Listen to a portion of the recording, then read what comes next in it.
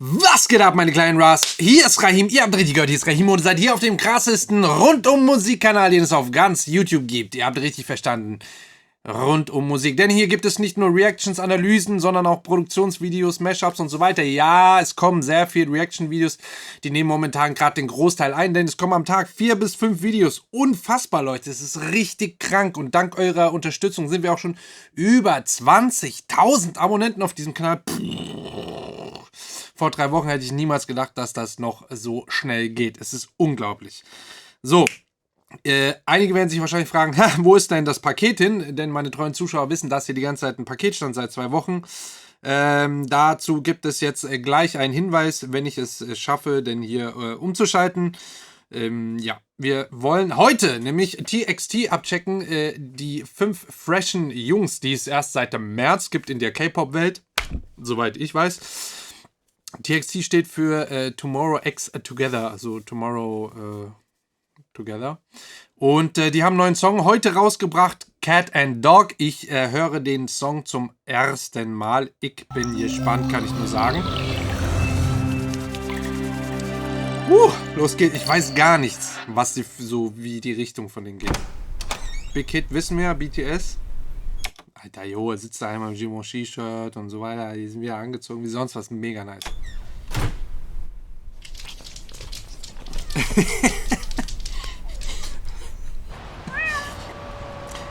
Wer kennt diesen Sound auch? Das ist ja genau typisch Hund auf Parkett und Laminat. Kennen wir, deswegen trägt Butch hier nämlich immer die Socken. Feel like I'm your cat, I'm your dog. 내 두 눈엔 너밖에 안 보여. 우리 사이는 연 아니면 연. 나는 너만 있으면. Nice. I don't wanna be a friend. 너를 주기 싫은 너와 can I be a pet? 24시간을 계속해서 네 옆에. Boah, geil. Leute, ihr wisst, ich unterbreche hier sehr viel, denn ich möchte die Sachen mal direkt analysieren. Ihr wisst, wenn ihr die Videos komplett gucken wollt, dann macht ihr das und bitte sollt ihr das auf den Original-Videos von den Creatoren, damit ihr ihre Klicks kriegen und auch das haben sie auch verdient und so weiter. Das findet ihr unten in der Beschreibung. Und es hat noch einen Vorteil. Die Videos werden unwahrscheinlicher geclaimed und gesperrt. Deswegen unterbreche ich hier so oft. Also, wir sind hier direkt in der Hook. Haben hier richtig fett die Snare-Fill-Ins rechts, links und dann die typischen Trap-Adlibs.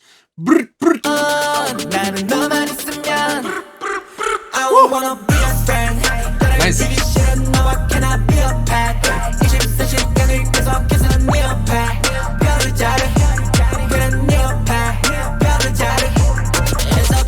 Geil, auch richtig Trap-typisch, diese Adlibs mit diesen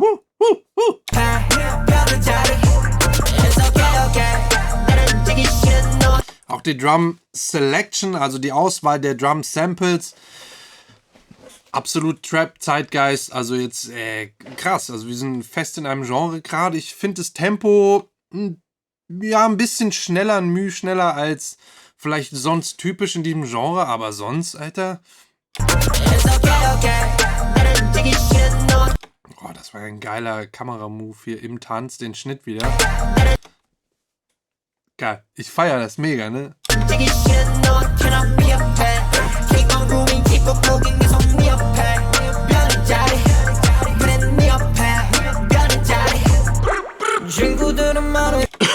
Geil, hier auch wirklich die Instrumente rauszunehmen und dann den Adlib alleine stehen zu lassen.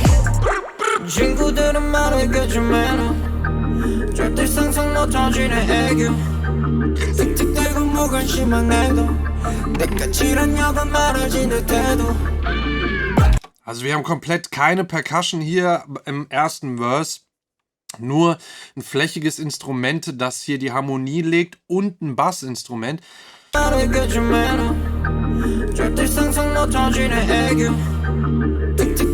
Auf dieser Fläche haben wir auch diese typische Modulation, die man so ein bisschen immer so, als ob man so mit dem Mund so eine O-Form auf und zu machen würde.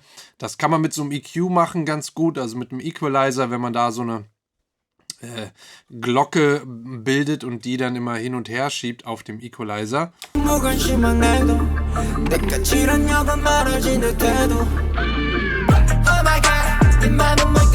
Was mir auch aufgefallen ist, die Stimme ist sehr Also, ja, sehr getuned, nicht aber dieses typische Autotune-Ding, sondern mehr so ein, ja, Tonhöhe manuell gepitcht und dann da den Vibrato, also manuell die Tonhöhe gezogen und da diesen natürlichen Klang der Stimme, den man so hat, der hat immer so ein leichtes Zittern, so einen leichten Vibrato drin. Den kann man manuell in den Programmen immer sehr gut einfach rausziehen. Das haben die hier relativ stark gemacht. Klingt aber auch insgesamt sehr krass, ja, fein getuned, die Stimme. Also hat einen ganz besonderen Sound, sticht sofort raus. Sehr, sehr nice.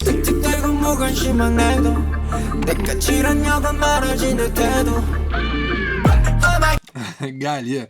Ein Sound, Adlibchen. Miau. Miau. Geil. Als Übergang in den nächsten Part, super geil.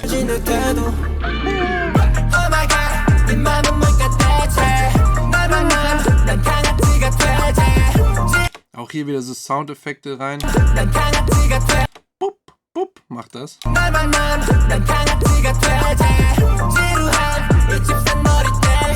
Hier die Adlibs, die dann im Hintergrund sind, die sind schon mehr in diesem Autotune-Stil. Dieses zwar habe ich es nicht gezeigt. Hier.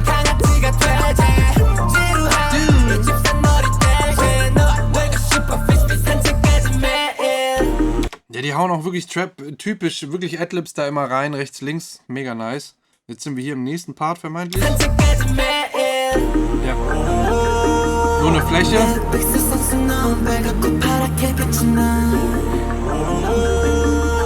Geil, dieser Das sind mehrere Stimmen auf jeden Fall. Einer der Stimmen klingt so, als ob man die Auflösung runtergeschraubt hätte. Das kann man sich auch so ein bisschen vorstellen wie beim Fernseher oder bei einem Bildschirm oder bei einem Video. Wenn man eben eine kleinere Auflösung hat, dann sieht man immer sehr viele große, umso größer die Kästchen und umso höher die Auflösung ist, umso kleiner werden die einzelnen Kästchen, also die Pixel, und dadurch sieht das Bild einfach glatter aus. So kann man sich das ein bisschen auch vorstellen bei einem Signal, wenn man das visuell, man kann sich das natürlich auch visuell wieder rausgeben lassen oder darstellen lassen in den ganzen Programmen, in den DAWs, in den Digital Audio Workstations, mit denen man das bearbeitet. Und da hat man eben, ja, ich sag mal, seit dem CD-Zeitalter so eine Auflösung von 16 Bit und mittlerweile auch schon lange eigentlich aufwärts, aber so der Standard ist 16-Bit. Dann bei DVD kam 24-Bit und das geht hoch bis 192. Nee, warte mal. Quatsch. 192 ist was anderes. Es ist spät, Leute. Bis 64-Bit, sorry, 64-Bit Float kann man das hochziehen. Da hört man aber, ja, da streiten sich die Gemüter wieder. Das ist so ein bisschen wie digital besser als analog, analog besser als digital, lalala. Ja, so das menschliche Ohr kann eigentlich kaum unterscheiden, sowieso, also zwischen ja, 16-Bit und 24-Bit. Da kann man vielleicht das noch ein bisschen wahrnehmen, aber eigentlich auch kaum. Und dann alles, was über 24-Bit ist, das ist dann nur noch Einbildung, sagen viele. Was aber der Vorteil ist, wenn man eine höhere Auflösung hat, ist, dass man, wenn man in der Audiobearbeitung ist, digital gewisse Sachen machen möchte, wie zum Beispiel Time Stretching, also Sachen verlängern oder kürzen in der Zeit sozusagen, dann ist eine höhere Auflösung besser. So, warum habe ich jetzt diesen riesen Bogen gemacht? Jetzt muss ich zurückkommen. Genau, es klingt so, als hätte man die Auflösung hier runtergeschraubt von so einem 24-Bit-Ding auf ja, so 12-Bit oder 10 oder vielleicht 8-Bit, und das klingt dann so ein bisschen so wie angekratzt, also wie ein Verzerrer, aber nicht richtig wie ein Verzerrer, weil, ja, halt so ein, hört nochmal genau hin bei diesem Instrument. Also jetzt bei diesem Chor aufs rechte Ohr. Ja, links ist es auch, und natürlich die Tonhöhenkorrektur ist ja auch extrem gerade gezogen, es sind eben mehrere Stimmen als Chor angelegt, komplett rechts, links Panning. Ja, und ich vermute wirklich, dass sie da die Auflösung, die Resolution ein bisschen runtergeschraubt haben, damit das diesen nicen Effekt hat.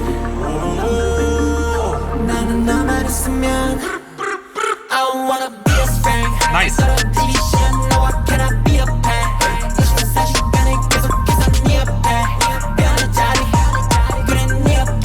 Krass, ey. Ja, schon wieder, ey. Ich habe halt gar nichts erwartet so, also ich wusste gar nicht, was kommt. Das ist jetzt wieder der Abriss. Mega, mega nice. Es ist halt voll eingängig. Wir haben hier in der Hook auch wieder so ein Mallet-Instrument, also so ein Schlägelinstrument, das mit einem Schlägel angespielt wird. Das kann so ein Marimba, Xylophon, Mix, irgendwas sein aus dem Computer raus. Klingt immer sehr nice, spielt hier die Topline-Melodie zusätzlich zu dem, was die Jungs hier singen. Aber es ist so ein bisschen, also die spielen, das Mallet-Instrument spielt das gleiche, wie die Jungs singen. Und dann setzt es aber mal kurz aus und spielt dann die Melodie nach, die die Jungs gesungen haben. Also gibt quasi eine Antwort des Themas genau drauf in Doppelung von dem, was die Jungs gesungen haben. Achtet mal genau drauf.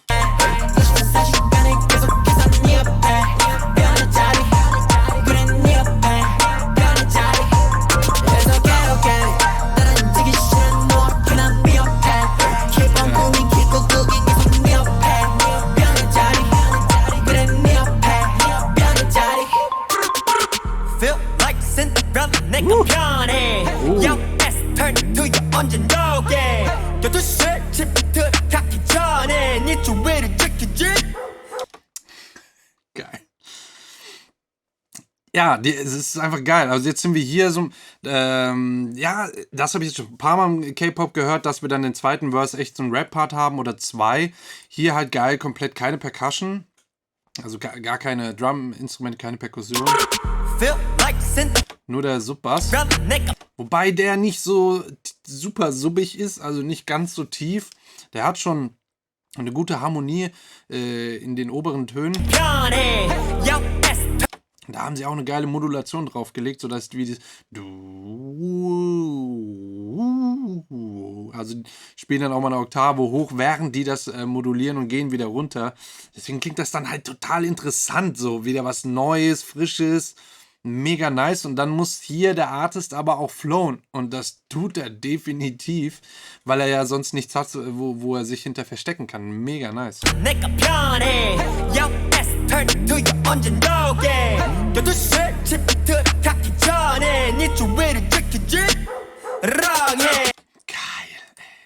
Hier habt immer diese Tier-Soundeffekte hier als Übergang, den Hundsbeller reingebaut. Geil. Nice.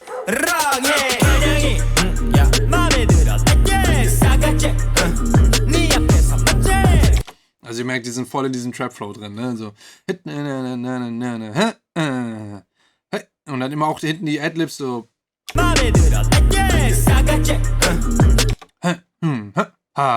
Also richtig Trap, also komplett neue Generation K-Pop. Man merkt schon, dass die nochmal komplett andere Musikeinflüsse irgendwie hatten und das ganze Ding irgendwie, ja, noch krasser fahren irgendwie, ne?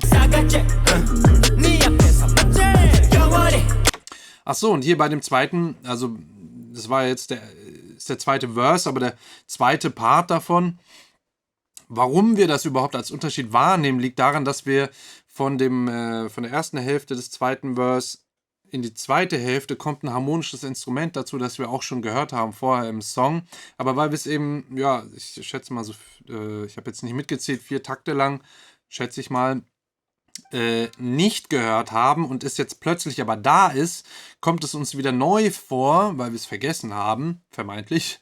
Und es umarmt uns, es nimmt uns direkt mit, es spielt so in den Mitten, wir haben nicht so viele Höhen da, weil in den Höhen spielt vor allen Dingen die Stimme hier eine wichtige Rolle und holt uns dann voll ab, einfach weil es eine Harmonie hat.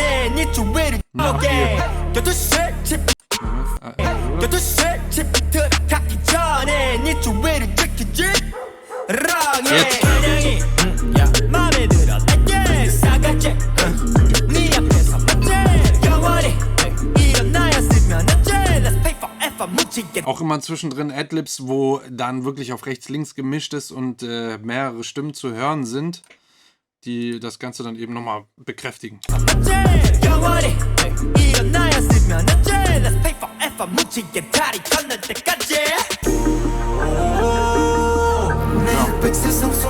Pre-Chorus komplett alle Instrumente, Percussion-Instrumente hier raus.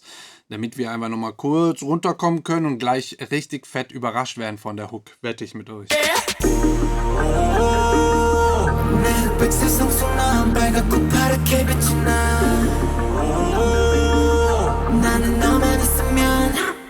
Ja. Nice.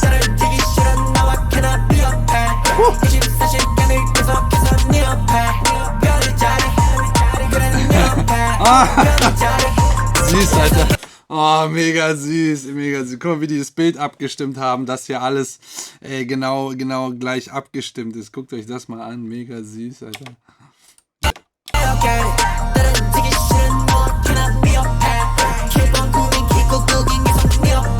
Oh. Na, und jetzt hört man, ich finde hier in der Hook, ich weiß nicht, vorher kam es mir nicht so laut vor, aber dieses Mallet-Instrumentsschlägel, was so ein bisschen wie so ein Xylophon, kennt wahrscheinlich jeder eher, wenn ich das so benenne. Es gibt aber ähnliche Instrumente, die ähnlich klingen und nochmal etwas klarer sind im Klang als ein Xylophon. Aber ich sage einfach mal Xylophon, der Einfachheit halber, das hört man hier besonders raus. Ne? Also spielt hier wirklich die Top-Line.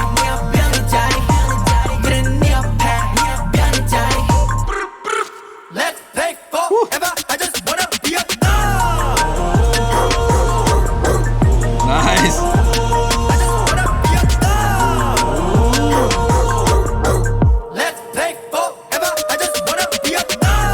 Geil. Alter. Warte mal. Schon geil mit diesem Adlib, der dann Aber hier dann noch ganz cool. Wie kurz das nur zu sehen ist. Geiler Effekt, dass die vorne normal aufstehen und die Schatten dann eben die Hundeohren oder Katzenohren haben und dann den Schwanz.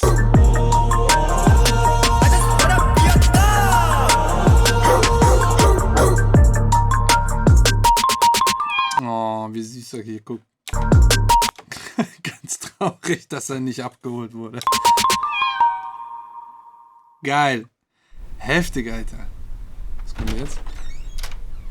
Oh, Herrchen ist da. Frauchen ist da. Sie ist nicht aufgestanden. Okay. Okay, geheime Botschaft. Gibt es da eine Botschaft dahinter? Weil da kam das Herrchen oder Frauchen vermeintlich nach Hause und die sind nicht aufgestanden. Ist auf jeden Fall eine Aussage, würde ich mal behaupten. Krass. Okay, heftig. Okay, krass. TXT. Ich bin richtig begeistert. Richtig coole, fette Nummer. Ist echt, ja, also gab es jetzt keine krassen Genre-Überraschungen, muss ich sagen. Also, dass es jetzt irgendwie vollen Umbruch gab oder so.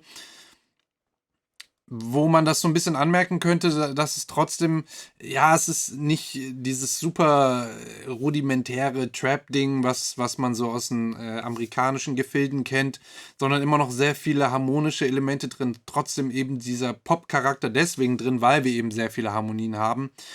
Aber super geile Nummer, Alter. Ist wirklich auch etwas, was ich privat hören würde, weil die halt mega abgeht, so von diesem Trap-Flow her irgendwie. Ja.